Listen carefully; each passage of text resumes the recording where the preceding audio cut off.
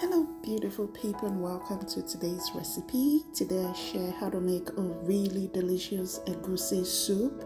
You are absolutely gonna love this. So let's get right into it.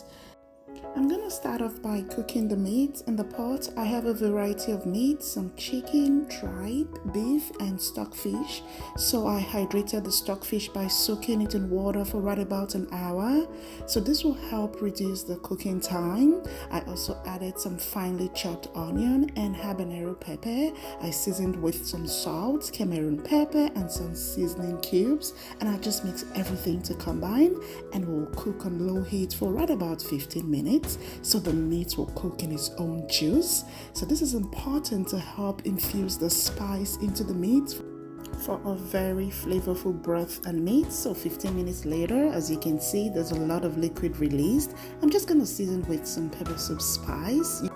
So this will add a lot of beautiful flavor to the meat, and you can add this at the initial stage when we season the meat. I just omitted it. That's why I'm adding now. I'm just gonna mix that, and we will cook this for another 15 minutes.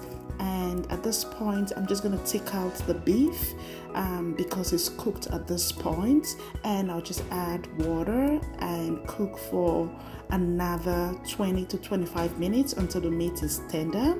And at this point, this is our blended melon seed, and I'll just fry some onion in some palm oil. So you cook that for right about 2 minutes, and then you add your pepper mix. So for the pepper mix, we have some bell peppers, habanero pepper and some onion, and we'll just fry that for right about 15 minutes until the water has evaporated from the sauce. You will know the water has evaporated once you see the sauce is thickened and the oil floats to the top. So that's when you know it's ready. So at this point, I'm gonna season with some crayfish powder. So guys, this is really important that you fry your crayfish powder with the pepper mix.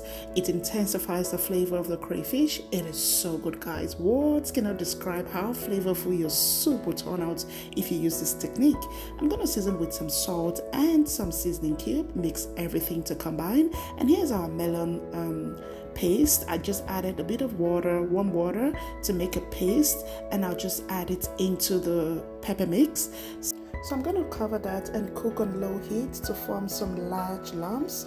But due to the type of cookware I used, this process was not successful. So I advise you use stainless steel pan if you want to make lumpy egusi soup with this technique.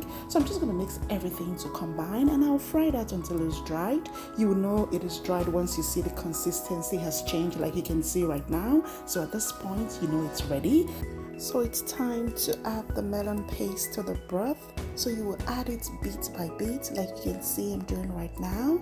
So this will help the paste form some lumps during boiling. Otherwise, you'll have a very smooth soup, which is not what we are going for. We want a bit of texture in the soup, and that's why it's important you add it bit by bit. I'm gonna go in with a spatula to mix the soup. You will mix the soup by moving it around slowly and then cover, and you will cook this for right about 10 minutes. And this is 10 minutes later. As you can see, we have some really beautiful lumps. It makes the soup visually appealing. Yummy, guys. So I'm gonna go in once again and mix using the technique, and this is important so we don't break up the lumps. And it's time to add some veggies. I used some spinach. You can use any green vegetable of your choice. I just added the spinach, and I'm gonna mix slowly using the technique once again. So you will cook this for another 5 minutes or so, and that's it, guys. The soup is almost ready, and at this point I'm gonna adjust the seasoning by adding some Cameroon pepper for some extra heat and spiciness, as well as some pepper soup spice. You can also use uziza seed. It works really well. So I'm just going to mix everything like you can see I'm doing right now, and then I'm going to add the beef, and we'll just allow that to simmer for right about 2 minutes, and the egusi soup is ready. It's ready, guys. You can serve this with any starch of your choice. Alright family, we've come to the end of today's recipe. I hope you absolutely enjoyed watching. If you did, like this video, drop a comment, and thank you for always watching, and I'll see you in my next one. Bye.